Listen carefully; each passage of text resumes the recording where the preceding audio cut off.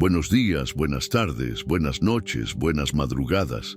Independientemente de la hora en que estés viendo esto, bienvenido. Y comenta ahí, ¿desde qué ciudad estás viendo esta historia? Y mira, si esta historia apareció para ti, es porque merece ser escuchada. Así que suscríbete al canal para no perderte ninguna otra como esta. El cielo cargado pesaba como una culpa ancestral sobre la hacienda. Nubes oscuras avanzaban por el horizonte como ejércitos furiosos, engullendo la luz de la tarde de un solo trago. El viento soplaba con fuerza, levantando el polvo rojizo en remolinos que danzaban entre los nopales. La tierra reseca se preparaba para sangrar lodo. Me llamo Roberto, 52 años a cuestas, 15 de ellos viviendo solo en esta propiedad que heredé de mi padre, allá en los confines de Zacatecas. La vida me ha enseñado que la tormenta no avisa cuando viene, y cuando llega arranca tejas, voltea carretas y cambia destinos sin pedir permiso. Miré al cielo una vez más. Las nubes descendían bajas, casi tocando las copas de los mezquites secos. El aire estaba pesado, cargado de electricidad. Me dolían los huesos. Siempre dolían cuando el tiempo iba a cambiar. Era cuestión de minutos. Corrí hacia el corral. Las vacas ya estaban inquietas, mugiendo bajo, apretándose contra la cerca como si supieran lo que se avecinaba. Abrí el portón y ellas salieron disparadas hacia el establo, instinto puro. Los caballos golpeaban el suelo con sus cascos, nerviosos. Hasta las gallinas se habían recogido. «Ándale, ándale», murmuré, empujando a la última vaca dentro del refugio. Cerré la puerta con fuerza. El primer trueno rasgó el cielo como un látigo. 1, 2, 3 segundos. Y llegó el estallido. Cerca, muy cerca. La lluvia no tardaría. Corrí a la casa. Si es que aún podía llamar a esas 4 paredes casa. Desde que María murió, hace 3 años, el lugar era más un refugio que un hogar. Cama sin hacer, trastes sucios en el fregadero, olor a soledad pegado en las paredes. Yo vivía, no habitaba. Entré y cerré todas las ventanas. El viento aumentaba, haciendo gemir los goznes de la puerta. Tomé la lámpara de queroseno, la luz siempre faltaba cuando llovía fuerte, y encendí la mecha. La llama tembló, creando sombras danzantes en la pared descascarada. Me senté en la silla de mimbre de la cocina, aquella que María siempre decía que iba a cambiar, pero nunca cambió. El silencio de la casa me engullía. Solo el ruido del viento allá afuera, silbando entre las rendijas, me hacía compañía. Pensé en ella, como siempre pensaba cuando venía una tormenta. María le tenía miedo a los rayos. En las noches de temporal, se acurrucaba en mi pecho como un pajarito herido. «Roberto», decía ella, «jura que nunca me vas a dejar sola en una noche como esta». Lo juré, y ella se fue una mañana soleada, llevada por un cáncer maldito que ni los médicos de la Ciudad de México pudieron curar. La primera gota golpeó el techo, después otra. En segundos el mundo se convirtió en un tambor gigante. La lluvia caía con furia, como si quisiera agujerear las tejas. Rayos cortaban la oscuridad, iluminando la ventana de la cocina por instantes. La casa entera temblaba. Me levanté y fui hasta la ventana. Limpié el vidrio empañado con la manga de la camisa. Allá afuera era un caos. El agua descendía por la ladera en torrentes, formando riachuelos donde antes era tierra seca.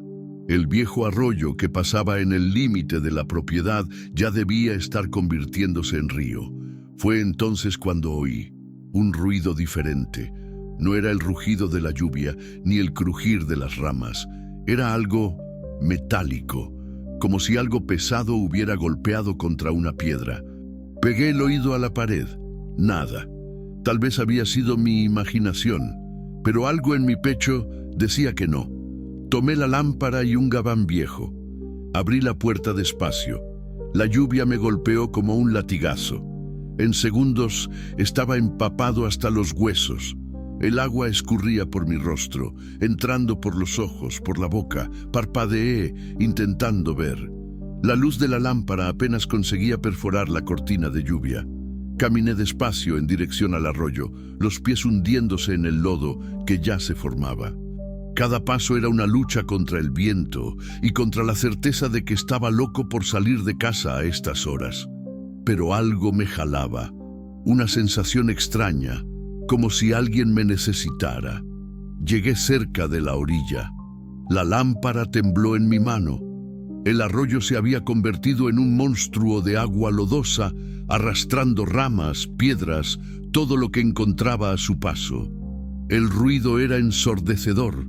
Fue entonces cuando lo vi.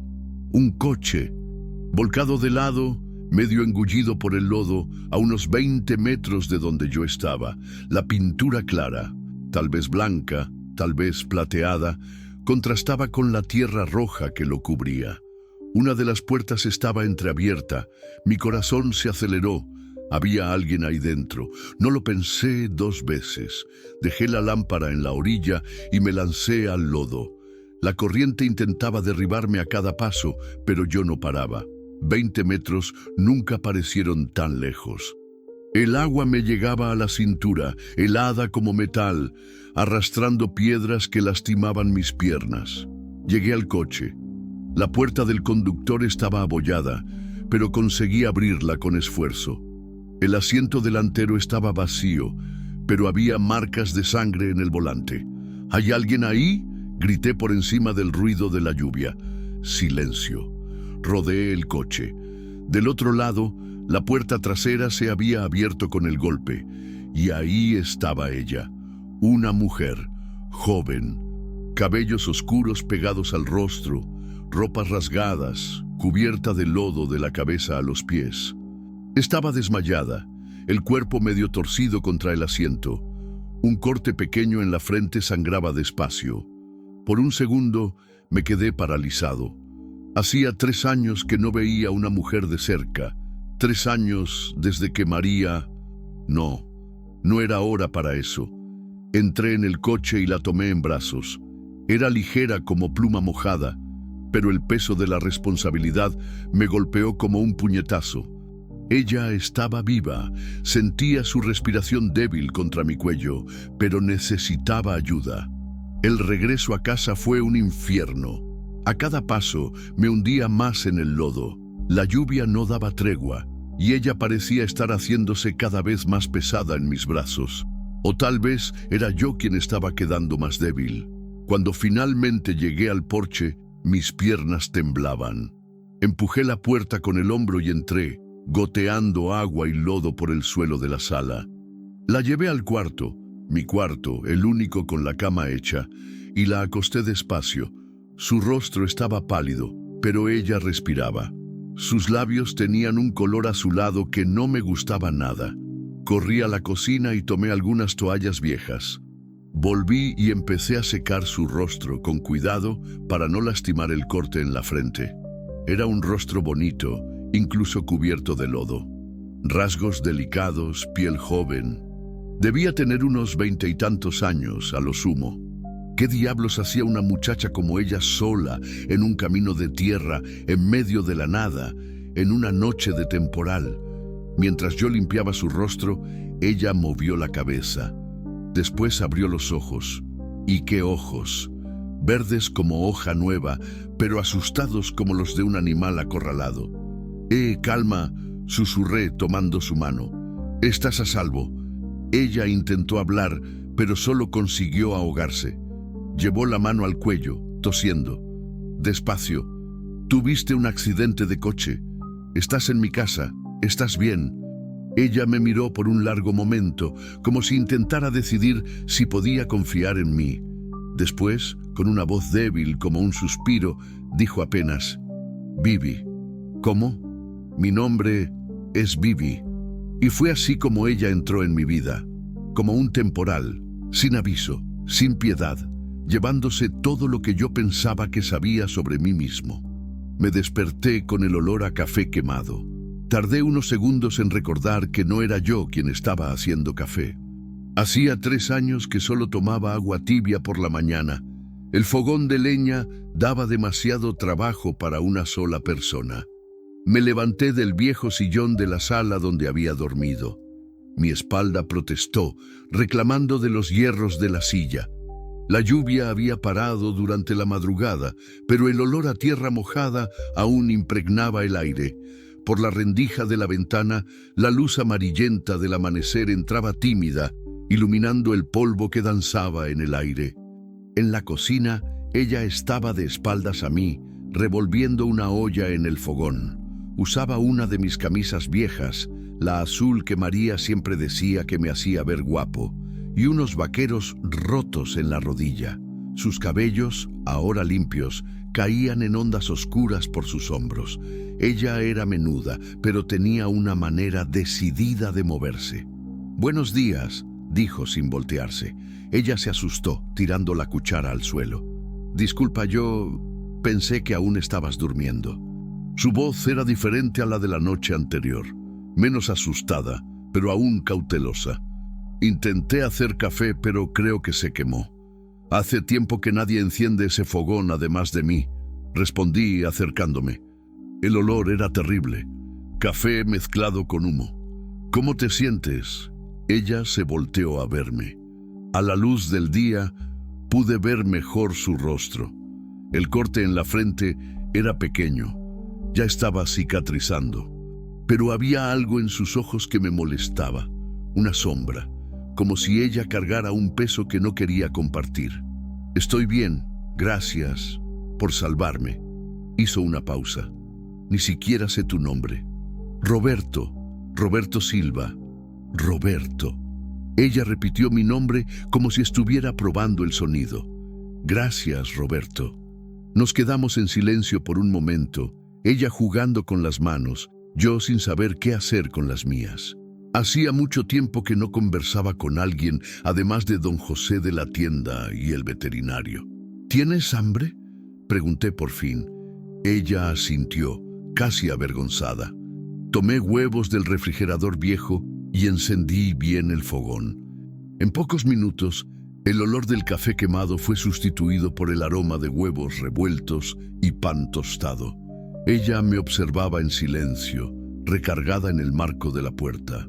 «Siéntate», dije, apuntando a la mesa de madera que María había comprado en un mercado de antigüedades años atrás.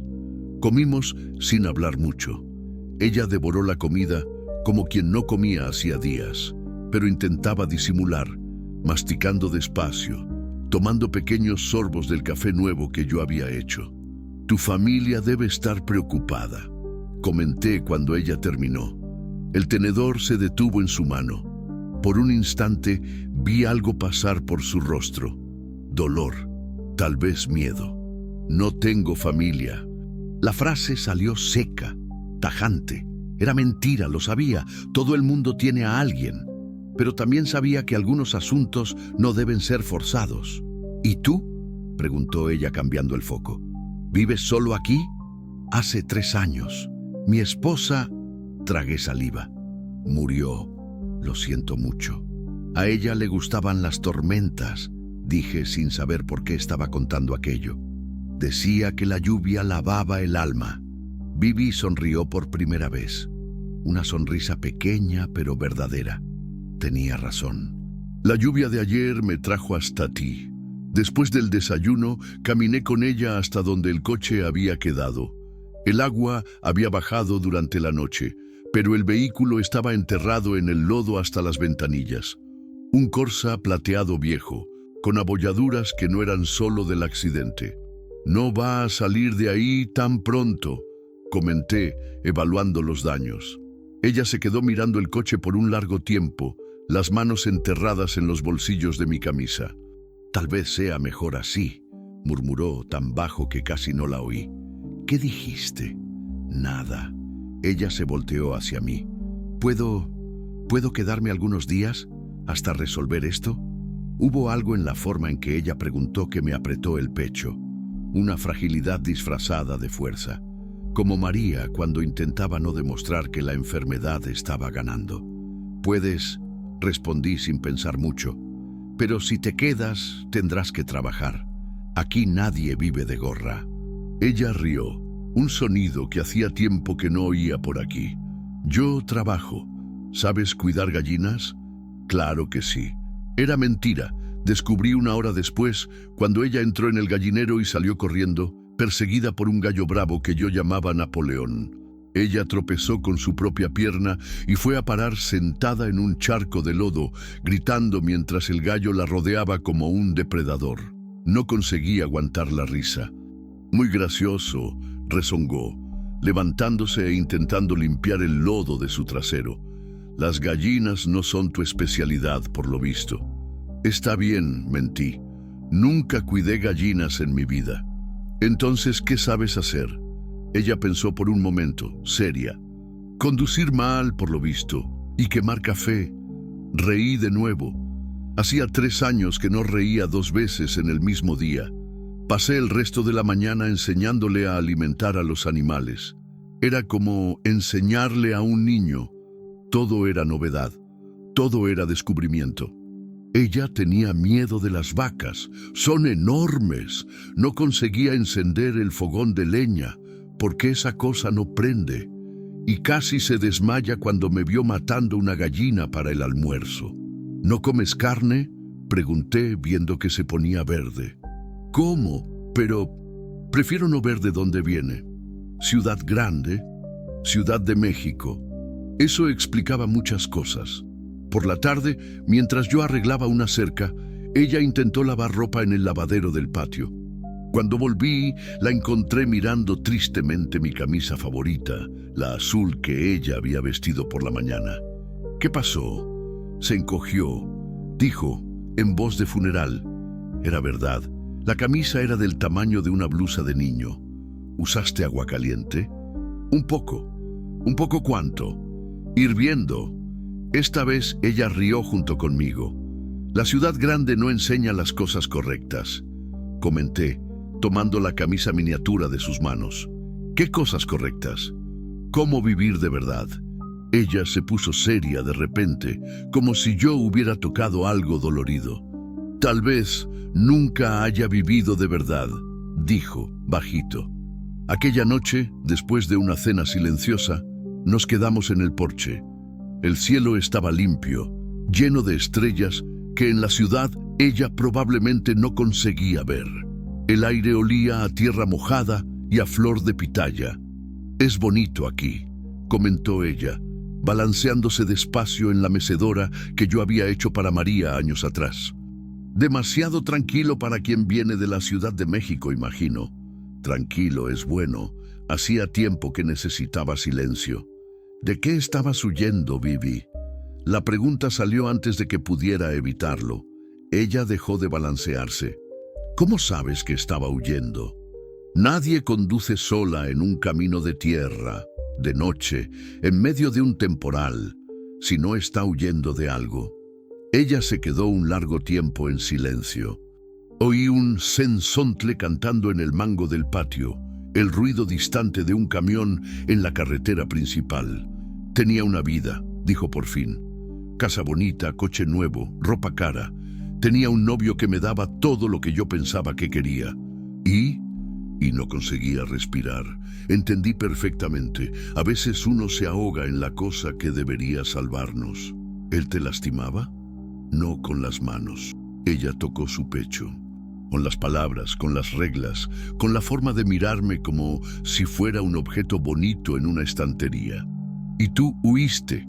Huí. Tomé el coche y salí conduciendo hasta que se acabó la gasolina.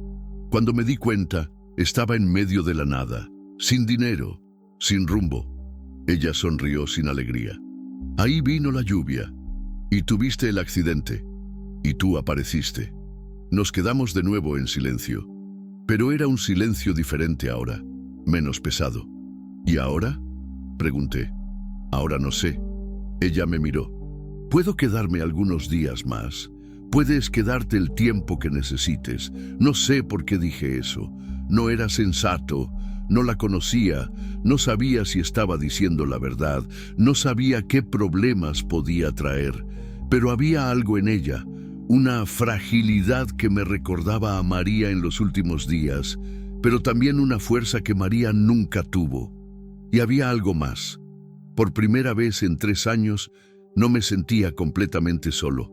«Gracias», susurró ella. «Solo no quemes más café».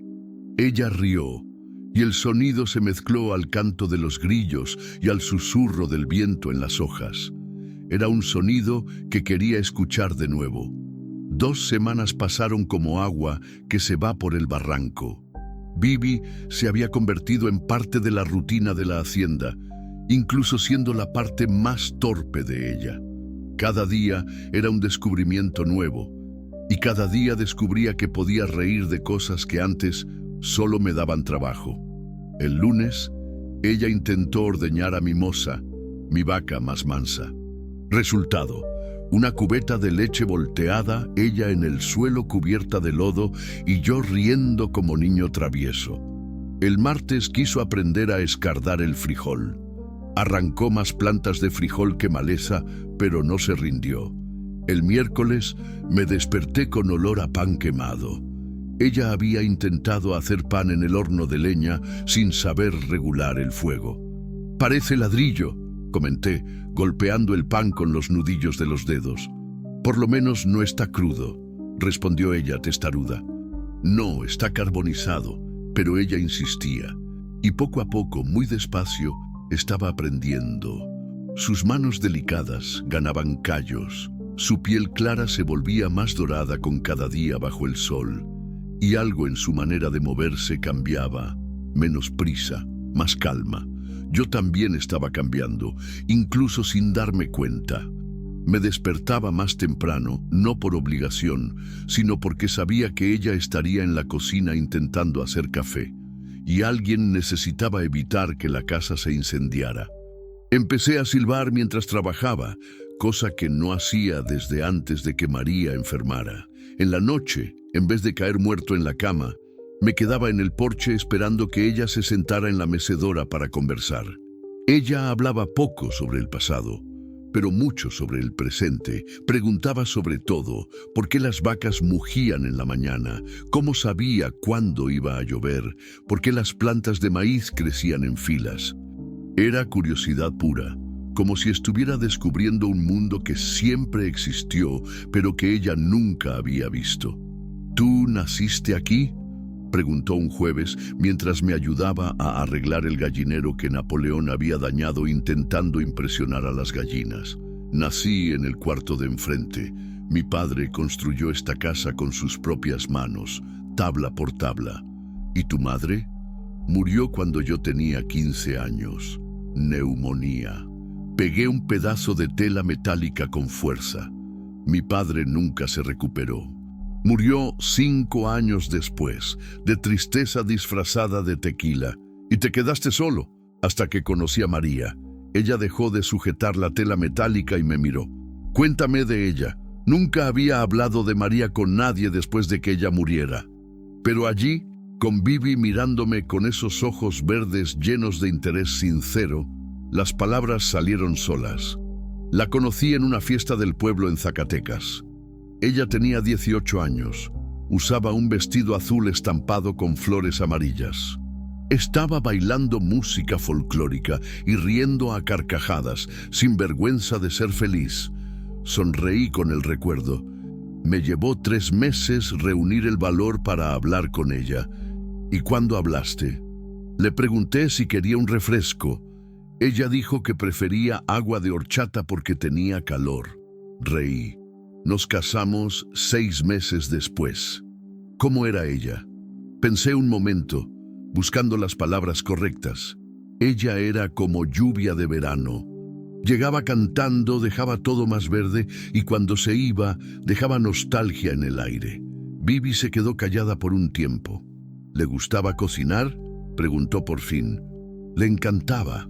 Hacía un pastel de carne que era lo más sabroso del mundo, y un pan de elote que me comía entero si ella me dejaba. ¿Puedo intentar hacerlo? La pregunta me tomó desprevenido. Por un segundo sentí una punzada en el pecho, como si aceptar fuera traición, pero cuando la miré, Vi solo voluntad sincera de complacer. Puedes intentar, respondí con la voz un poco trabada, pero no esperes que quede igual. Aquella noche ella hizo pastel de carne. Quemó la parte de abajo, le echó demasiada sal a la carne y se olvidó de sazonar la papa.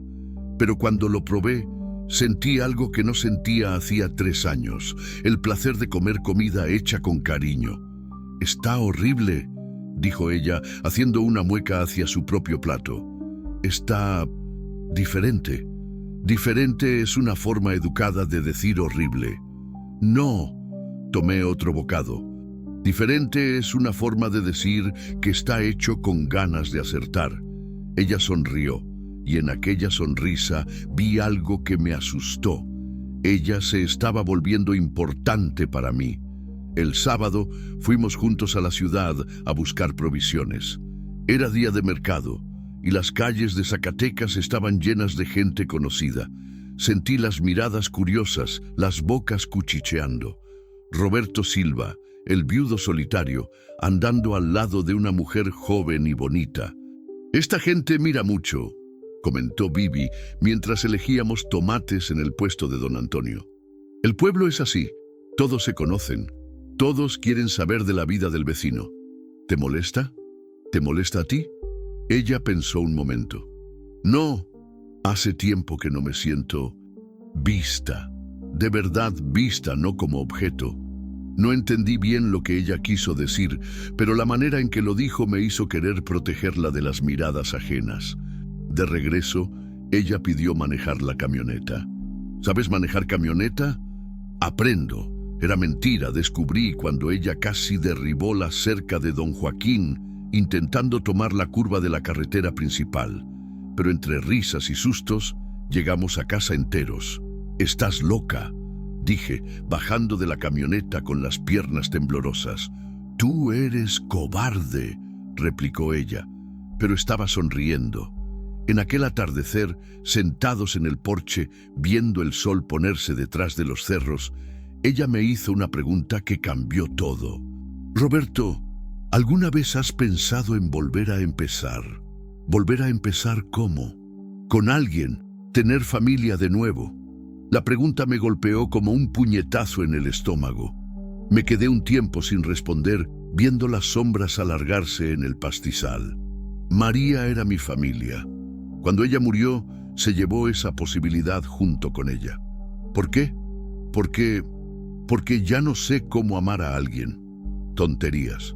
¿Cómo que tonterías? Ella se giró en la silla para encararme. Me salvaste en una tormenta. Me acogiste sin conocerme, me enseñas cosas con paciencia, te ríes de mis errores sin humillarme. Si eso no es amor, ¿qué es? El corazón latió más fuerte en mi pecho. Eso es solidaridad. Roberto. Su voz se volvió más baja. Sabes que no es solo solidaridad. Lo sabía, claro que lo sabía. En las últimas 2 semanas algo había crecido dentro de mi pecho. Una cosa callada, pero fuerte, como una planta brotando en tierra buena. Pero admitir eso era aterrador. «Vivi, ¿sientes algo por mí?» La pregunta quedó suspendida en el aire entre nosotros. El sol ya se había escondido detrás de los cerros y la primera estrella apareció en el cielo, aún claro. «Siento», respondí, bajito, «y yo siento por ti». Ella se levantó de la silla y vino hasta donde yo estaba. Se quedó allí parada, frente a mí, esperando. Era mi turno de decidir. Me levanté despacio.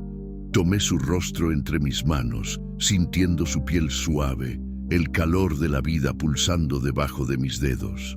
Ella cerró los ojos. El beso fue diferente a todo lo que recordaba. No tenía la familiaridad de los besos con María, ni la urgencia de la juventud. Era un beso de descubrimiento, de promesa, de 2 personas que se encontraron cuando menos lo esperaban. Cuando nos separamos, ella apoyó su frente en la mía. «No tienes que tener miedo», susurró.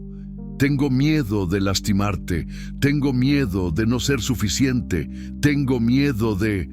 Ella puso un dedo en mis labios. «Todos tienen miedo».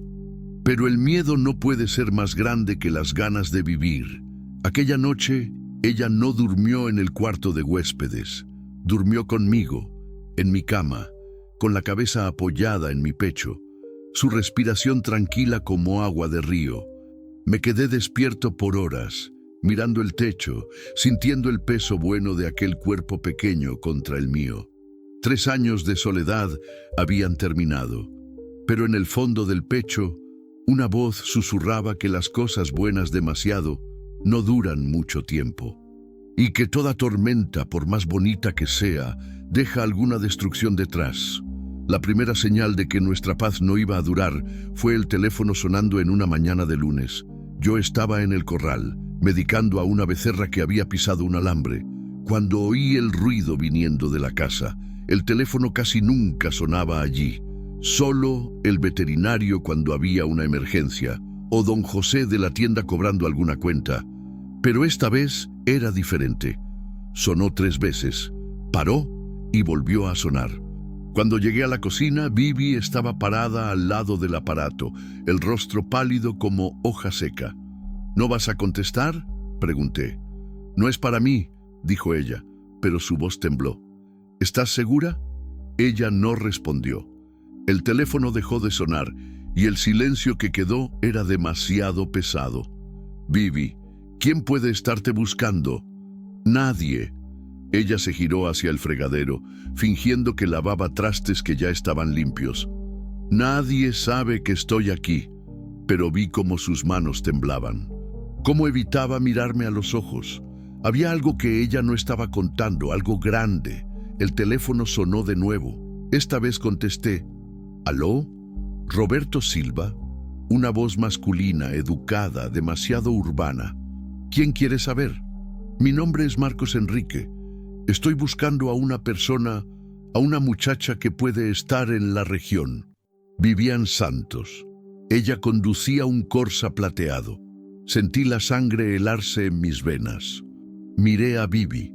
Ella había dejado de fingir que lavaba trastes y me encaraba con ojos de animal acorralado. No conozco a nadie con ese nombre, mentí, intentando mantener mi voz firme. Señor Silva, ella puede estar herida, confundida. Tuvo un malentendido familiar. Estamos muy preocupados. Ya dije que no conozco a nadie. Claro. Él sonrió, pero la sonrisa no llegó a sus ojos. Aún así, ¿al señor no le importaría si echáramos un vistazo? Por si acaso. Sí me importa. Esta es propiedad privada. Entiendo. Él hizo una señal y los otros hombres se dispersaron. Marcos, revisa el coche de allí. Apuntó al Corsa aún enlodado cerca del arroyo. ¡Oye!, grité. Dije que esta es propiedad privada. Y yo oí.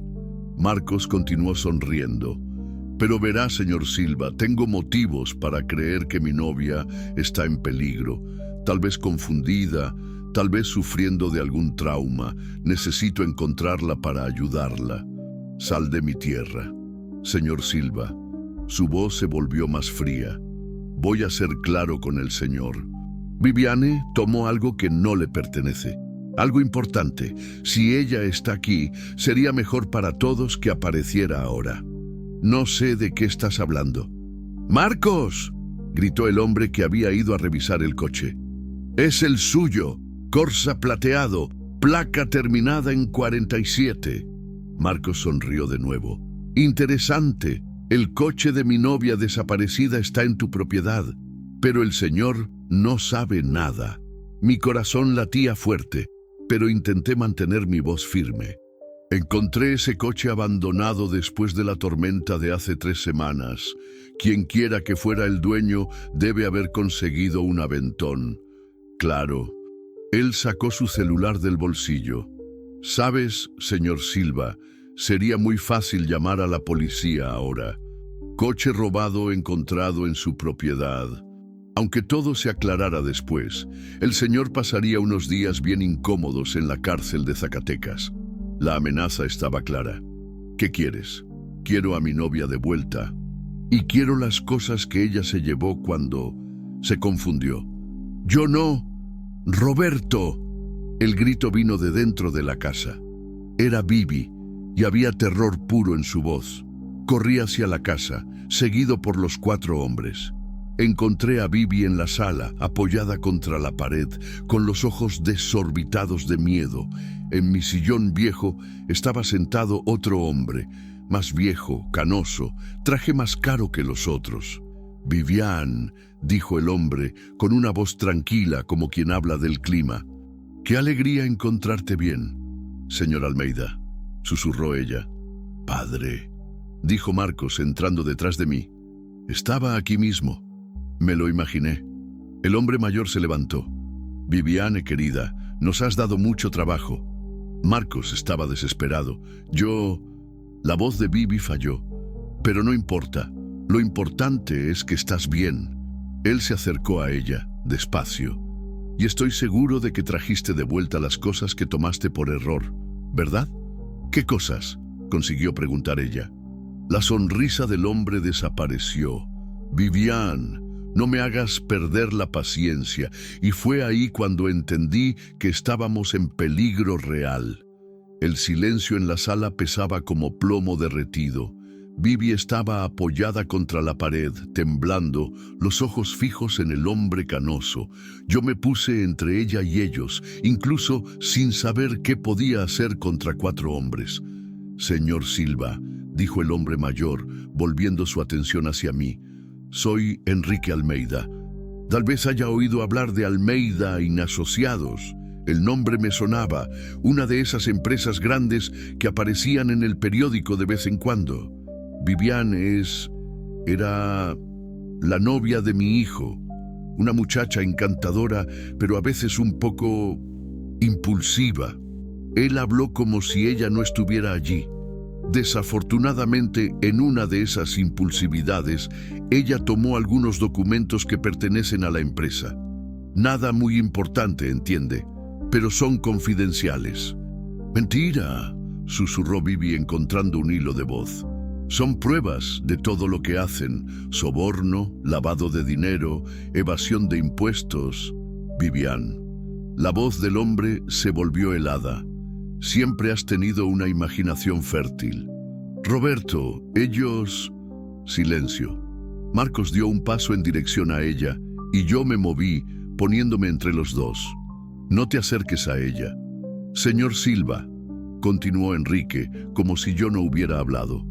«Estoy seguro de que el señor es un hombre razonable. No queremos problemas. Solo queremos nuestros documentos de vuelta y llevar a Vivian a casa, donde recibirá la ayuda que necesita». «¿Qué tipo de ayuda?» «Psiquiátrica». Él dijo la palabra despacio, saboreándola. La pobre tuvo un ataque. Empezó a tener delirios, a inventar historias sobre la familia. Es una condición delicada, pero tratable. Sentí la sangre hervir. Ella no tiene nada de loca. Señor Silva, con todo respeto, ¿el señor conoce a esta muchacha desde hace cuánto tiempo? ¿3 semanas? Enrique sonrió. Yo la conozco desde hace 3 años. Sé de su historial de inestabilidad emocional, de los medicamentos que toma. «Mentira», gritó Bibi. «Roberto, no les creas. Me van a matar si...». La mano de Marcos se movió rápido. Ella cayó al suelo, con la mejilla roja donde él había golpeado. No pensé, solo actué. Mi puño golpeó la mandíbula de Marcos antes de que él pudiera reaccionar. Él se tambaleó hacia atrás, golpeando contra la pared. Los otros 2 hombres avanzaron, pero el viejo levantó la mano. «Basta». Su voz cortó el aire como una navaja. «Señor Silva, eso fue muy imprudente». Me agaché al lado de Bibi, ayudándola a levantarse. Había sangre en la comisura de sus labios. «¿Estás bien?», susurré. Ella asintió, pero vi lágrimas en sus ojos. «Roberto», dijo Enrique, ajustando su saco. «Voy a hacer una propuesta generosa, 100,000 pesos en efectivo. El señor me entrega los documentos y olvida que conoció a esta muchacha. Todos salen ganando. No estoy interesado en su dinero. 200,000. No, señor Silva». La máscara de cortesía comenzó a resbalar. «Tal vez el señor no entienda la situación. No estoy pidiendo». Estoy siendo educado porque respeto las canas, pero mi paciencia tiene un límite. Y la mía también. Di un paso al frente. Salgan de mi casa. Enrique rió, un sonido seco, sin humor. Casa interesante. Él miró alrededor, como si viera por primera vez. Madera vieja, instalación eléctrica precaria. Sería una pena si se incendiara. Me está amenazando. Estoy pintando un escenario. Accidentes ocurren, señor Silva, principalmente en el campo donde la ayuda tarda en llegar. Vivi apretó mi brazo. Roberto, dame los documentos, por favor. No, te van a lastimar. Que se jodan. Enrique suspiró, como si estuviera lidiando con niños testarudos. Marcos, ve al coche a buscar nuestra herramienta de persuasión. No es necesario, padre. Marcos sacó una pistola de su saco. La traje conmigo. El mundo se detuvo. En mi vida entera nunca había visto un arma de verdad de cerca. El metal negro brillaba bajo la luz tenue de la sala. Ahora, dijo Enrique, vamos a resolver esto como personas civilizadas. Señor Silva, ¿dónde están los documentos? Miré a Vivi. Ella estaba pálida, pero negó con la cabeza casi imperceptiblemente. No podía entregarlos, incluso con un arma apuntada hacia nosotros, ella no quería entregarlos. No sé de qué documentos están hablando. Marcos apuntó el arma hacia mí. Padre, ¿quiere que yo...? No a él. Enrique sonrió. A ella. El cañón de la pistola se movió. Ahora apuntaba a la cabeza de Vivi. ¡No!, grité lanzándome frente a ella. «Roberto, quítate de en medio». Vivi intentó empujarme. «Conmovedor», comentó Enrique. «Pero inútil. Señor Silva, voy a contar hasta 3. Si los documentos no aparecen, mi hijo va a hacer un agujero en la cabeza de esta muchacha y después en la suya. Y luego vamos a revolver esta casa hasta encontrar lo que buscamos. 1. Mi corazón latía tan fuerte que oía la sangre correr por mis venas. 2. Vivi tomó mi mano. Roberto, está todo bien. Yo sabía que podía terminar así. No está todo bien, una mierda. 3. Espera, grité. Los documentos están en la cocina, en el horno. Los guardé allí. Enrique sonrió. ¿Vio cómo no era tan difícil? Marcos, ve a buscarlos. Marcos salió en dirección a la cocina, pero mantuvo el arma apuntada hacia nosotros. Oí que revolvía los armarios, abriendo y cerrando el horno. «¡No hay nada aquí!», gritó él. «Señor Silva». La voz de Enrique se volvió peligrosa. «Espero que no esté jugando conmigo». No lo estoy. Mi mente corría desesperada, buscando ganar tiempo. Deben estar en el otro horno, el de leña, allá afuera. «Padre, él está mintiendo». Tal vez, o tal vez no. Enrique me miró. «Vamos todos a echar un vistazo entonces». Salimos de la casa en fila. Marcos detrás de nosotros con el arma, Enrique al lado, los otros 2 hombres flanqueándonos. El horno de leña quedaba en el patio trasero, cerca del gallinero. Cuando llegamos allí, Enrique apuntó. «¡Abra!». Abrí la puertecita del horno. Estaba vacío, claro. Solo cenizas viejas y el olor a leña quemada. «Señor Silva», Enrique suspiró, «el señor me ha decepcionado». Fue cuando oí el ruido que estaba esperando, el rugido del motor del tractor. Todos se voltearon. Del otro lado del patio, el viejo tractor de mi padre venía en nuestra dirección a toda velocidad, levantando una nube de polvo rojo. Y en el volante estaba Vivi. Ella había desaparecido durante la confusión de la salida de la casa. Inteligente. Había entendido mi plan sin que necesitara explicarlo. «¿Qué mierda es esta?», gritó Marcos. El tractor no disminuyó su velocidad. Venía directo hacia nosotros. Los hombres se esparcieron, corriendo hacia los lados. Marcos intentó apuntar el arma hacia Vivi, pero ella pasó junto a él como un huracán de hierro y velocidad. El tractor golpeó de frente el coche negro más cercano, abollando todo el costado. El ruido del metal retorciéndose hizo eco en el patio. Vivi saltó del tractor y corrió hacia mí. «¡Los documentos!», gritó. «¿Dónde están?». «En mi bolsillo». Ella rió. Incluso con todo aquello sucediendo, ella rió. «¡Estás loco! ¡Corran!», grité. Salimos disparados en dirección al monte.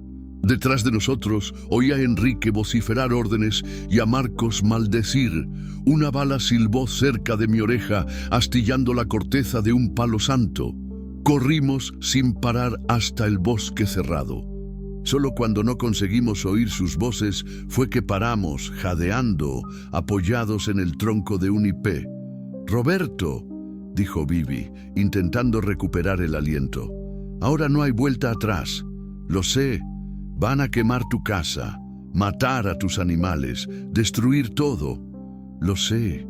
¿Y aún crees que valió la pena?». La miré. Cabellos desordenados, rostro sucio de tierra, un moretón en la mejilla donde Marcos había golpeado. Pero sus ojos verdes brillaban con una luz que nunca había visto antes. «Valió la pena», respondí. «¿Por qué?». «Porque por primera vez en 3 años hice algo que importa.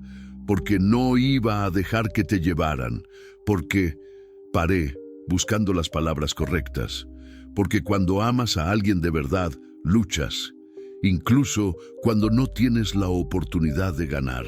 Ella me besó allí mismo, en medio del monte, con el gusto a miedo y adrenalina en la boca. «¿Ahora qué hacemos?», preguntó cuando nos separamos. «Ahora terminamos con esto de una vez». «¿Cómo?». Saqué el sobre con los documentos de mi bolsillo. «Vamos a darle esto a quien realmente puede hacer algo con estas pruebas. Roberto, ya te dije, ellos tienen gente en la policía, no vamos a dárselo a la policía». Sonreí. «Vamos a dárselo a la prensa». 3 meses después, yo estaba en el porche viendo a Bibi colgar la ropa en el tendedero cuando el teléfono sonó.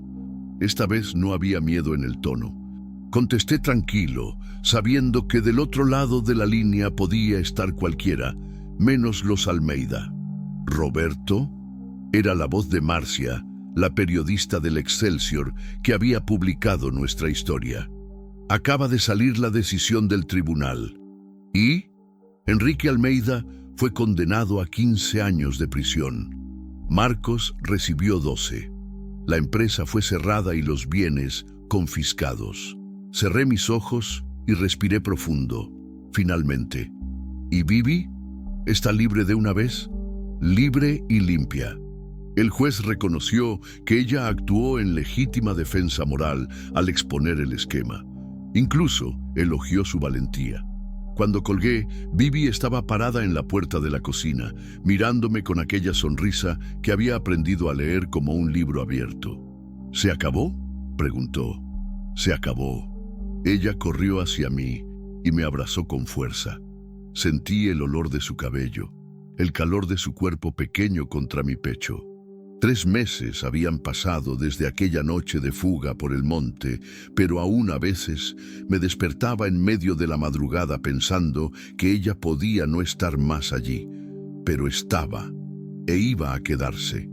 La fuga de aquella noche había sido solo el comienzo. Pasamos 2 días escondidos en la casa del hermano de don José de la tienda, a 30 kilómetros de Zacatecas, hasta que conseguí contactar a la periodista. Marcia era una mujer valiente, de esas que no tienen miedo de meterse en problemas cuando el asunto es la corrupción. Cuando vio los documentos que Bibi había guardado, sus ojos brillaron como los de un minero encontrando oro. «Esto es dinamita pura», dijo. «¿Ustedes tienen noción de lo que me están entregando?». «Sí», respondió Bibi. «Por eso necesito que lo publique pronto, antes de que nos encuentren». El reportaje salió una semana después, en la primera plana. El imperio de la corrupción, cómo una familia de jueces construyó una fortuna con dinero sucio. En 3 días se convirtió en un escándalo nacional. Enrique y Marcos fueron arrestados preventivamente. La Policía Federal asumió el caso. Pero la parte más difícil no fue lidiar con la investigación o declarar en la comisión que se formó en el Congreso. La parte más difícil fue volver a casa y ver lo que habían hecho con la hacienda. Quemaron el gallinero, mataron a 3 vacas, derribaron la cerca del fondo, Entraron en la casa y destruyeron todo lo que pudieron: muebles, ropa, fotografías. Hasta la mecedora de María habían roto. Cuando vi aquello, me senté en el suelo de la sala y lloré. Lloré por primera vez desde el entierro de María. Lloré de rabia, de tristeza, de cansancio. Vivi se sentó a mi lado y tomó mi mano. «Vamos a reconstruir», dijo, simple así. «Han destruido todo. Han destruido cosas». Ella apretó mis dedos. «Vamos a reconstruir las cosas y a hacerlas mejor». Y fue lo que hicimos. En los 3 meses siguientes trabajamos como hormigas. Reconstruimos el gallinero, compramos vacas nuevas, arreglamos la cerca. La casa fue lo más difícil. Había que limpiar, volver a pintar, cambiar lo que estaba roto. Pero poco a poco fue convirtiéndose en hogar de nuevo. Vivi cambió en ese tiempo. La muchacha asustada que yo había encontrado cubierta de lodo se volvió una mujer decidida, de manos callosas y risa fácil. Aprendió a ordeñar una vaca sin ensuciarse toda, a encender el fogón de leña sin quemarse las cejas, a hacer un pastel de carne que rivalizaba con el de María. Y yo cambié también. Mis cabellos se volvieron más blancos, pero mi paso se hizo más firme. Dejé de hablar solo, volví a cantar en la ducha. La casa ganó vida de nuevo. Olor a comida en la cocina, sonido de risas en la sala, calor de compañía en la cama. Roberto, dijo Vivi aquella tarde, después de que supimos de la condena de los Almeida. ¿Puedo preguntarte algo? ¿Sí? ¿Sientes nostalgia de la vida que tenías antes de que yo apareciera? Pensé en la pregunta mientras miraba el pastizal donde las vacas nuevas pastaban tranquilas. Pensé en la soledad de aquellos 3 años, en el silencio pesado de la casa, en las noches en vela mirando al techo. ¿Sabes de qué siento nostalgia? Respondí. Siento nostalgia de María. Siempre la voy a sentir. Ella fue una parte importante de mi vida y no quiero olvidar eso. ¿Y yo? ¿Dónde entro en esta historia? Tú no entras. Vi la expresión de ella cambiar y completé rápido. Tú no entras porque tú no eres parte de la historia antigua. Tú eres la historia nueva. ¿Cómo así? María fue el amor de mi juventud. Tú eres el amor de mi madurez. Son amores diferentes, en tiempos diferentes, para un hombre diferente. Tomé su mano. Y no quiero elegir entre uno y otro. Quiero guardar a los dos en mi pecho y estar agradecido por haber tenido la suerte de amar a 2 mujeres extraordinarias en la misma vida. Ella lloró. No de tristeza, sino de aquel llanto que viene cuando uno entiende que está en el lugar correcto, con la persona correcta, en el momento correcto. Aquella noche, acostados en la cama que ahora era nuestra, ella me contó cosas que nunca había contado antes. Sobre su infancia difícil en la Ciudad de México, sobre su madre que murió joven, sobre su padre que desapareció cuando ella tenía 15 años, sobre cómo conoció a Marcos en una fiesta y pensó que él iba a salvarla de todo, solo para descubrir que estaba cambiando una prisión por otra. ¿Sabes cuál fue el momento en que supe que te amaba?, preguntó, con su cabeza apoyada en mi hombro. ¿Cuándo? ¿Cuándo dijiste que no ibas a entregarme incluso con un arma apuntada a tu cabeza? Ella rió bajito. Pensé, este hombre está loco y voy a pasar el resto de mi vida cuidando de esta locura. ¿Y lo harás? Lo haré. Ella me besó en el cuello. Si me dejas, te dejaré, pero solo si prometes una cosa. ¿Qué? Que si un día quieres irte me lo cuentas antes, no huyas en medio de la noche. Roberto Silva. Ella se apoyó en su codo para mirarme bien. Yo he huido toda mi vida, de casa, de mi padre, de mi novio, de los problemas. Cuando choqué el coche en aquel arroyo, estaba huyendo de nuevo. Pero, ¿sabes qué descubrí? ¿Qué? Que a veces uno choca el coche exactamente donde necesita chocarlo y encuentra exactamente a quien necesita encontrar. Ella sonrió.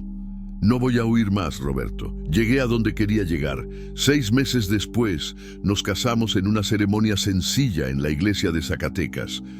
Bibi usó el vestido blanco de María, que yo había guardado en naftalina en el armario, después de algunos ajustes de Doña Concepción. No hubo muchos invitados. Don José de la tienda, el veterinario, algunos vecinos, la periodista Marcia, que se convirtió en nuestra amiga.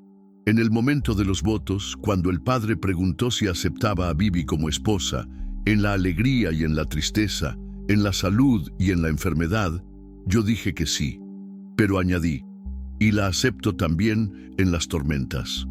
Principalmente en las tormentas. La gente rió, Bibi lloró y yo supe que había tomado la decisión correcta. Hoy, 2 años después, me despierto cada día con el olor a café hecho como debe ser viniendo de la cocina. Bibi aprendió a cocinar de verdad, no tan bien como María, pero con un sazón propio que me hace salivar solo de sentir el olor. La hacienda prospera, las vacas engordan, el maíz crece fuerte, las gallinas ponen huevos grandes. Compramos la propiedad vecina que estaba abandonada y estamos criando un rebaño de cabras. Más importante, la casa volvió a tener vida. Bibi plantó flores en el jardín de enfrente, girasoles como los que veía en las revistas cuando era niña. En la tarde, cuando el trabajo termina, nos sentamos en el porche y planeamos el futuro. Ella quiere criar abejas.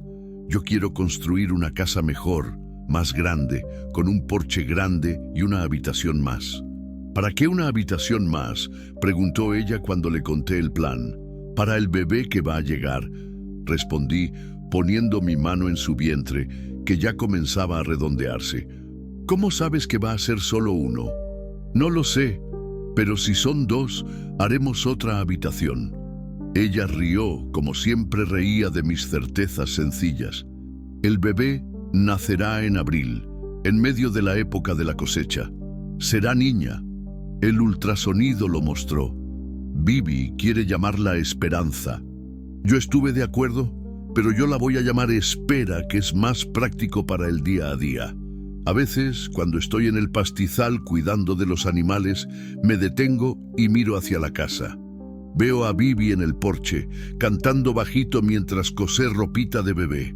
Veo el humo saliendo de la chimenea, las flores coloridas en el jardín, las gallinas escarbando en el patio. Y pienso, María, gracias por haberme enseñado a amar. Bibi, gracias por haberme enseñado a volver a empezar. Porque a veces la vida es así.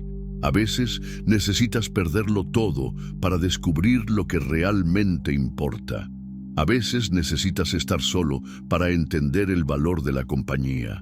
A veces necesitas que una extraña cubierta de lodo toque a tu puerta en una noche de tormenta para recordar que el corazón puede volver a empezar cuantas veces sea necesario.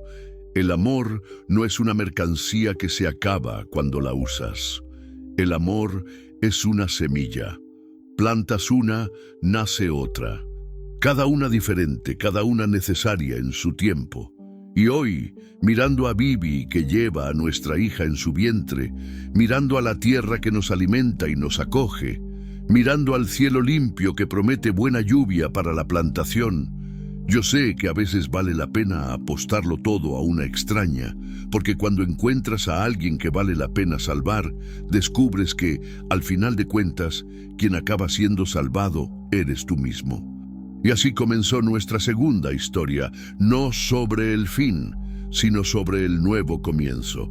No sobre la pérdida, sino sobre el encuentro. No sobre la tormenta, sino sobre la calma que viene después.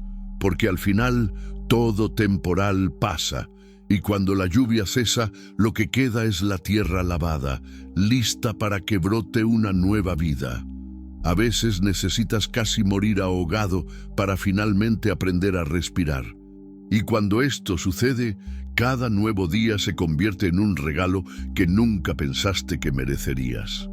El amor no es una mercancía que se acaba cuando la usas. El amor es una semilla. Plantas una, nace otra, cada una diferente, cada una necesaria en su tiempo. No todo Salvador usa capa, algunos solo tienen un corazón cansado y manos callosas, pero dispuestas a sujetar firme cuando todo oscurece.